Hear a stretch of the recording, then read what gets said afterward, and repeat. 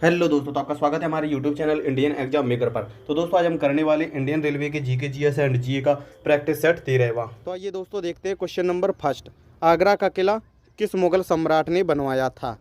जहांगीर ने, शाहजहां ने, अकबर ने या फिर औरंगजेब ने? तो दोस्तों इस क्वेश्चन का सही आंसर है अकबर ने। अकबर ने इस आगरा के किले का निर्माण सन 1565 ईस्वी में करवाया था। क्वेश्चन नंबर 2, निम्न में से भारत के किस वायसराय ने 1943 के बंगाल के अकाल को संबोधित करते हुए सेना को आदेश दिया कि वह भूखे बंगालियों को राहत आपूर्ति वितरित करे? Lord Wavell, Lord Mountbatten, Lord Willingdon या फिर लॉर्ड लिनलिथगो? तो इसका सही आंसर है लॉर्ड लिनलिथगो, क्योंकि जब विश्व युद्ध चल रहा था तब बंगालियों में भूखमरी फैल गई थी। बंगालियों को सही रूप से भोजन नहीं मिल रहा था, इसलिए लॉर्ड लिनलिथगो ने अपनी सेना को आदेश दिया कि वह भूखे बंगालियों को राहत पहुंचाए, उनको समय पर खाना पहुंचाए। क्वेश्चन नंबर 3, ब्रिटिश भारत के किस प्रांत में राजस्व एकत्रितकरण की रैयतवाड़ी प्रणाली लागू की गई? उत्तरी भारत में, दक्षिणी भारत में, पूर्वी भारत में या फिर पश्चिमी भारत में? तो दोस्तों इसका सही आंसर है दक्षिणी भारत में। और ये कहाँ पर लागू की गई थी? मद्रास यानी कि चेन्नई में। क्वेश्चन नंबर 4, महात्मा गांधी दक्षिण अफ्रीका से भारत कब लौटे थे? नवंबर 1915, जनवरी 1915, फरवरी 1915 या फिर जुलाई 1915? तो इसका सही आंसर है जनवरी 1915। जब ये दक्षिण अफ्रीका से भारत लौटे थे तब डेट थी 9 जनवरी 1915। तो यहाँ पर क्वेश्चन ये भी आ सकता है कि महात्मा गांधी दक्षिण अफ्रीका गए कब थे? तो इसका आंसर है सन 1893 को। और जब ये 9 जनवरी 1915 को वापस लौटे थे, इसी दिन को प्रवासी दिवस के रूप में भी जाना जाता है। और दोस्तों हम आपको बता दें कि ये क्वेश्चंस मैंने बहुत ही मेहनत से छांटे हैं। ये क्वेश्चन 2023 के एग्जामों में बहुत ज़्यादा आ रहे हैं, इसलिए एक भी क्वेश्चन को आप स्किप मत करना, इसलिए वीडियो को लास्ट तक देखते रहना। क्वेश्चन नंबर 5, निम्न में से कौन सी नदी कर्नाटक में कुंचिकल जलप्रपात बनाती है? मंडाविक, वाराही, उमोड़ी या फिर काबिनी? तो इसका सही आंसर है वाराही। वाराही नदी कर्नाटक में कुंचिकल जलप्रपात बनाती है। क्वेश्चन नंबर 6, निम्नलिखित में से किस राज्य में सुंदरगढ़ मैग्नीज भंडार स्थित है? ओडिशा, महाराष्ट्र, केरल या फिर गुजरात? तो दोस्तों इसका सही आंसर है ओडिशा। और दोस्तों याद रखना, ये जो हमारा सुंदरगढ़ है यहाँ पर डोलोमाइट के भंडार भी पाए जाते हैं। क्वेश्चन नंबर 7, निम्न में से कौन तिलहन की एक किस्म है? तारामीरा, अरेबिका, रोबस्टा या फिर लाइबेरिका? तो दोस्तों इसका सही आंसर है तारामीरा। क्वेश्चन नंबर 8, निम्न में से कौन सा कारक मिट्टी के निर्माण के लिए जिम्मेदार नहीं है? स्थलाकृति, मवेशी चराई, मूल सामग्री, जैविक एजेंट? तो इसका सही आंसर है मवेशी चराई। और दोस्तों ये मवेशी चराई होती क्या है? मवेशी मतलब गाय। गायें जो चराई जाती हैं वो मिट्टी के निर्माण के लिए जिम्मेदार नहीं हैं। स्थलाकृति, मूल सामग्री, जैविक एजेंट ये सभी मिट्टी के निर्माण के लिए उपयुक्त हैं। लेकिन क्वेश्चन नंबर 9, क्षेत्रफल के अनुसार भारत के किस राज्य में सबसे बड़ा वन क्षेत्र है? मध्य प्रदेश में, ओडिशा में, महाराष्ट्र में या फिर केरल में? तो दोस्तों इसका सही आंसर है मध्य प्रदेश में। मध्य प्रदेश में क्षेत्रफल के अनुसार सबसे ज़्यादा वन पाए जाते हैं। मूल्यह्रास की क्षति के कारण एक वार्षिक भत्ता है? तैयार माल, पूंजीगत सामान, कार्य प्रगति पर है या फिर भूमि? तो दोस्तों इसका सही आंसर है पूंजीगत सामान। क्वेश्चन नंबर 11, निम्न में से किस गतिविधि को गोल्ड कॉलर पेशा कहा जाता है? माध्यमिक, डी या सगैत्या या फिर पंचभागी? तो दोस्तों इसका सही आंसर है पंचभागी। क्वेश्चन नंबर 12, भारत के संविधान में कौन सा संशोधन कर माल और सेवा कर लगाया गया था? 101वां, 99वां, 103वां या फिर 97वां? तो दोस्तों इसका सही आंसर है 101वां संशोधन। और दोस्तों इसी कर को हम जीएसटी भी बोलते हैं। ये 1 जुलाई 2017 में लागू किया गया था। और ये एक कर जो है ये अप्रत्यक्ष कर है। कैसा कर? अप्रत्यक्ष कर। दोस्तों ये एक एक क्वेश्चन एग्जाम की दृष्टि से बहुत ही महत्वपूर्ण है, इसलिए एक एक क्वेश्चन को ध्यान से पढ़ना।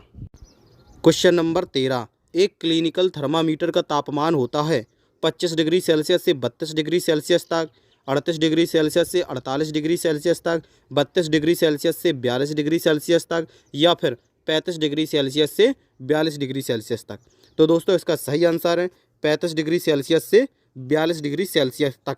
एक क्लिनिकल थर्मामीटर का तापमान 35 डिग्री सेल्सियस से 42 डिग्री सेल्सियस तक पड़ता है। क्वेश्चन नंबर 14, मरीजों के दांतों की बड़ी तस्वीर देखने के लिए दंत चिकित्सक किस दर्पण का प्रयोग करते हैं? वक्र दर्पण, समतल दर्पण, उत्तल दर्पण या फिर अवतल दर्पण? तो दोस्तों इसका सही आंसर है अवतल दर्पण।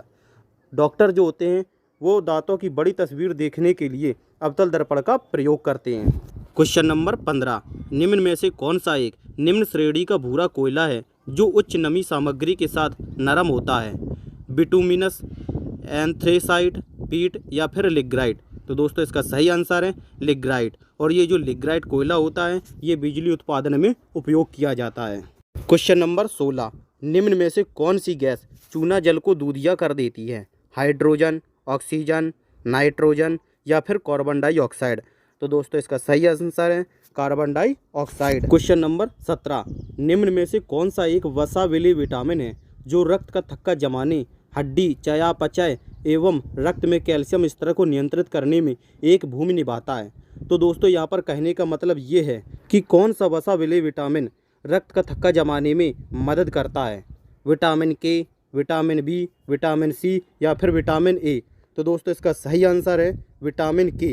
ये जो विटामिन के होता है ये रक्त का थक्का जमाने में हमारी मदद करता है। क्वेश्चन नंबर 18, प्रकाश संश्लेषण की प्रक्रिया में निम्नलिखित में से कौन सी गैस निकलती है? Nitrous oxide, oxygen, carbon dioxide या फिर नाइट्रोजन? तो दोस्तों इसका सही आंसर है ऑक्सीजन। दोस्तों ये जो ऑक्सीजन होती है ये प्रकाश संश्लेषण की क्रिया से ही निकलती है। क्वेश्चन नंबर 19, त्योहार को असम के अहोम लोगों के द्वारा मृत लोगों की याद में हर वर्ष 31 जनवरी को मनाया जाता है? मी डैम मीफी, तीर्थमुख, लंपरा पूजा, अशोक अष्टमी? तो दोस्तों इसका सही आंसर है मी डैम मीफी। और दोस्तों ये जो मी डैम मीफी होती है इसको एक नाम दिया गया है और ये अहोम जनजाति असम में पाई जाती है और इन लोगों में जो मर जाते हैं उनकी याद में ये हर वर्ष 31 जनवरी को इस त्यौहार को मनाते हैं। क्वेश्चन नंबर 20, किस ट्रैक एंड फील्ड इवेंट में बैटन का इस्तेमाल किया जाता है? दोस्तों यहाँ पर कहने का मतलब ये है कि किस खेल में बैटन का इस्तेमाल किया जाता है? हैमर थ्रो, रिले रेस, ऊंची कूद, लंबी बाधा दौड़? तो दोस्तों इसका सही आंसर है रिले रेस। क्वेश्चन नंबर 21, भारतीय संविधान में कुल अनुसूचियां हैं?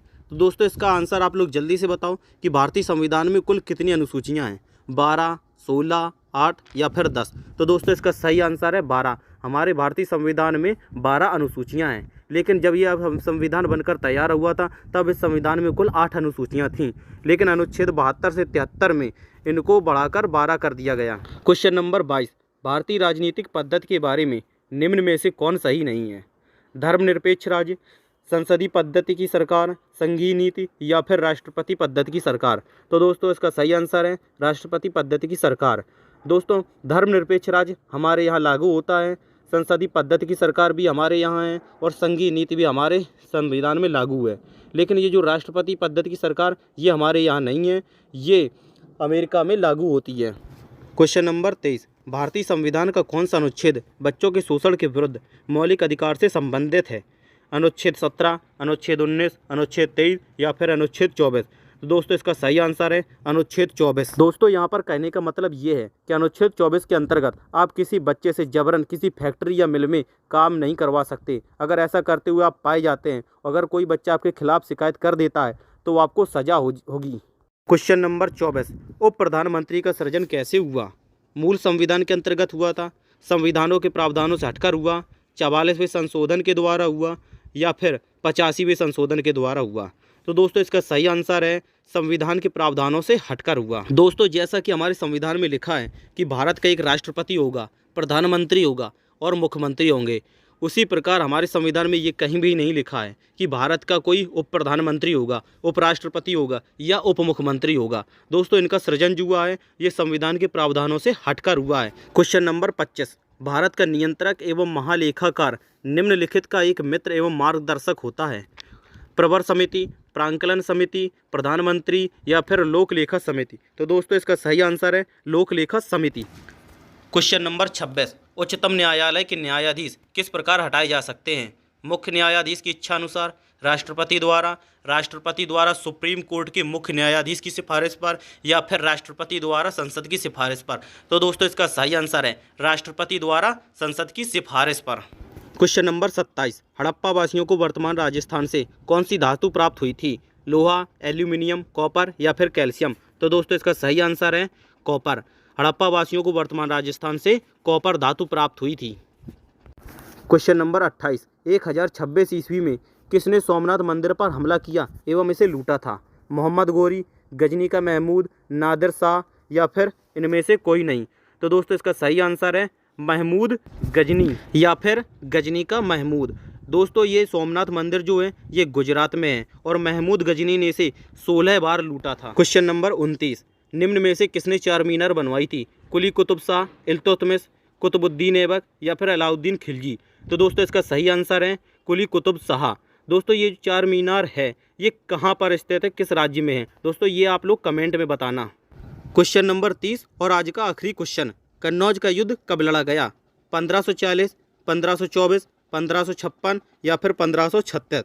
तो दोस्तों इसका सही आंसर है 1540। और दोस्तों होमवर्क में आप लोगों के लिए क्वेश्चन है जो आप लोग कमेंट में बताएंगे कि बिलग्राम का युद्ध कब और किन के बीच में लड़ा गया। दोस्तों इस क्वेश्चन का जवाब आंसर आप लोग कमेंट बॉक्स में बताएंगे। और दोस्तों अगर आपको इन क्वेश्चंस को दोबारा पढ़ने के लिए इनकी पीडीएफ चाहिए तो कमेंट करना, मैं आपको सेंड कर दूंगा। इसकी कोई फीस नहीं लगेगी और ना ही कोई आपसे पैसे लगेंगे। और दोस्तों कमेंट बताना कि आज की क्लास आपको कैसी लगी।